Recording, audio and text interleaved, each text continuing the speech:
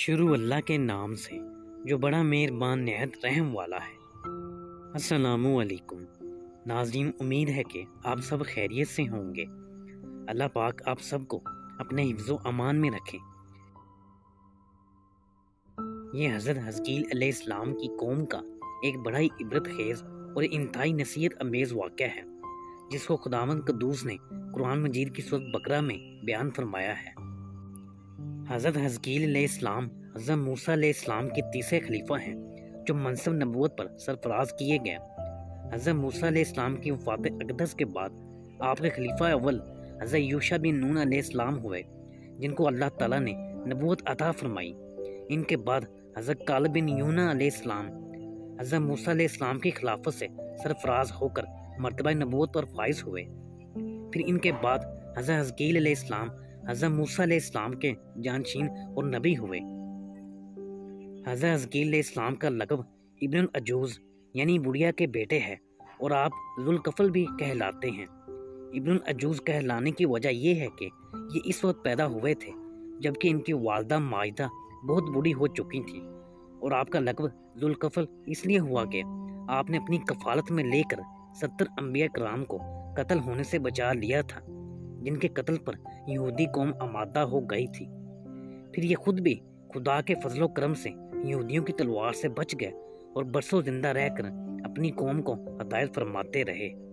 مردوں کے زندہ ہونے کا واقعہ کچھ اس طرح ہے کہ بنی اسرائیل کی ایک جماعت جو حضرت حزقیل علیہ السلام کے شہر میں رہتی تھی، شہر میں طاعون کی وبا پھیل جانے سے ان لوگوں پر موت کا خوف سوار ہو گیا، اور یہ لوگ موت کے ڈر سے سب کے سب شہر چھوڑ کر ایک جنگل میں بھاگ گئے اور وہیں رہنے لگے۔ تو اللہ تعالیٰ کو ان لوگوں کی یہ حرکت بہت زیادہ ناپسند ہوئی، چنانچہ اللہ تعالیٰ نے ایک عذاب کے فرشتے کو اس جنگل میں بھیج دیا، جس نے ایک پہاڑ کی آڑ میں چھپ کر اور چیخ مار کر بلند آواز سے یہ کہہ دیا کہ موتو یعنی تم سب مر جاؤ۔ اور اس مہیب اور بھیانک چیخ کو سن کر بغیر کسی بیماری کے بالکل اچانک یہ سب کے سب مر گئے، جن کی تعداد 70,000 تھی۔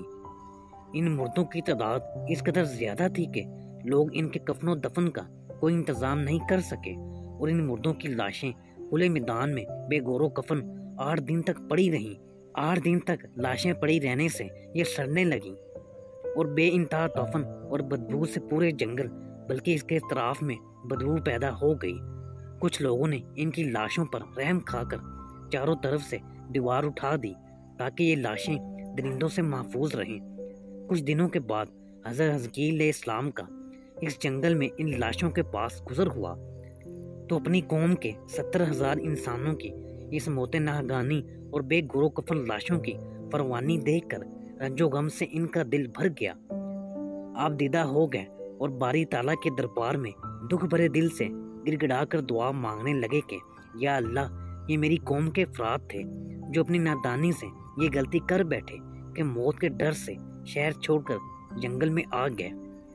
یہ سب میرے شہر کے باشندے ہیں، ان لوگوں سے مجھے انس تھا، اور یہ لوگ میرے دکھ سکھ کے شریک تھے۔ افسوس کہ میری قوم ہلاک ہو گئی اور میں بالکل اکیلا رہ گیا۔ اے میرے رب، یہ وہ قوم تھی جو تیری حمد کرتی تھی اور تیری توحید کا اعلان کرتی تھی اور تیری کبریائی کا خطبہ پڑھتی تھی۔ آپ بڑے سودے دل کے ساتھ دعا میں مشغول تھے کہ اچانک آپ پر یہ وحی اتر پڑی کہ اے حزقیل علیہ السلام، آپ ان بکھری ہوئی ہڈیوں سے فرما دیجئے کہ اے ہڈیوں، بے شک اللہ تعالیٰ تم کو حکم فرماتا ہے کہ تم اکٹھی ہو جاؤ۔ یہ سن کر بکھری ہوئی ہڈیوں میں حرکت پیدا ہوئی اور ہر آدمی کی ہڈیاں جمع ہو کر ہڈیوں کے ڈھانچے بن گئے۔ پھر یہ وحی آئی کہ اے حزقیل علیہ السلام، آپ فرما دیجئے کہ اے ہڈیوں، تم کو اللہ کا یہ حکم ہے کہ تم گوشت پہن لو۔ یہ کلام سنتے ہی فوراً ہڈیوں کے ڈھانچوں پر گوشت پوش چڑھ گئے۔ پھر تیسری بار یہ وحی نازل ہوئی، اے حزقیل، آپ یہ کہہ دو کہ اے مردو، خدا کے حکم سے تم سب اٹھ کر کھڑے ہو جاؤ۔ چنانچہ آپ نے یہ فرما دیا تو آپ کی زبان سے یہ جملہ نکلتے ہی 70,000 لاشیں دم زدن میں ناگہاں یہ پڑھتے ہوئے کھڑی ہو گئیں، سبحانک اللہم و بحمدک لا الہ الا انت۔ پھر یہ سب لوگ جنگل سے روانہ ہو کر اپنے شہر میں آ کر دوبارہ آباد ہو گئے اور اپنی عمروں کی مدت بھر زندہ رہے۔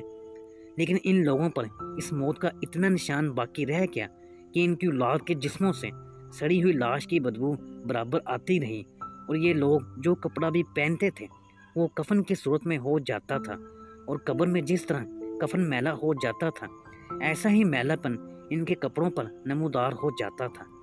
چنانچہ یہ اثرات آج تک ان یہودیوں میں پائے جاتے ہیں جو ان لوگوں کی نسل سے باقی رہ گئے ہیں۔ یہ عجیب و غریب واقعہ قرآن مجید کی سورۃ بقرہ میں خداوند قدوس نے اس طرح بیان فرمایا کہ اے محبوب، کیا تم نے نہ دیکھا تھا انہیں جو اپنے گھروں سے نکلے اور وہ ہزاروں تھے، موت کے ڈر سے تو اللہ نے ان سے فرمایا مر جاؤ، پھر انہیں زندہ فرما دیا۔ بے شک اللہ لوگوں پر فضل کرنے والا ہے، مگر اکثر لوگ ناشکرے ہیں۔ بنی اسرائیل کے اس محیر العقول واقعے سے مندرجہ ذیل ہدایات ملتی ہیں۔ آدمی موت کے ڈر سے بھاگ کر اپنی جان نہیں بچا سکتا، لہٰذا موت سے بھاگنا بالکل ہی بیکار ہے۔ اللہ تعالیٰ نے جو موت مقدر فرما دی ہے وہ اپنے وقت پر ضرور آئے گی، نہ ایک سیکنڈ اپنے وقت سے پہلے آ سکتی ہے، نہ ایک سیکنڈ بعد آئے گی۔ آیت میں خاص طور پر مجاہدین کو ہدایت کی گئی ہے کہ جہاز سے گریز کرنا یا میدان جنگ چھوڑ کر بھاگ جانا ہرگز موت کو دفع نہیں کر سکتا، لہٰذا مجاہدین کو میدان جنگ میں دل مضبوط کر کے ڈٹے رہنا چاہیے اور یہ یقین رکھنا چاہیے کہ میں موت کے وقت سے پہلے نہیں مر سکتا اور نہ کوئی مجھے مار سکتا ہے۔ ناظرین، ہماری آج کی ویڈیو یہیں تک تھی۔ امید ہے کہ ہماری یہ ویڈیو آپ کو پسند آئی ہوگی۔ ویڈیو پسند آنے پر اسے لائک بھی کر دیں اور ہمارے چینل کو سبسکرائب بھی کر دیں اور گھنٹی کے بٹن کو پریس کر دیں تاکہ اس طرح کی مزید اچھی ویڈیو آپ تک بر وقت پہنچ سکیں۔ شکریہ۔ اللہ حافظ۔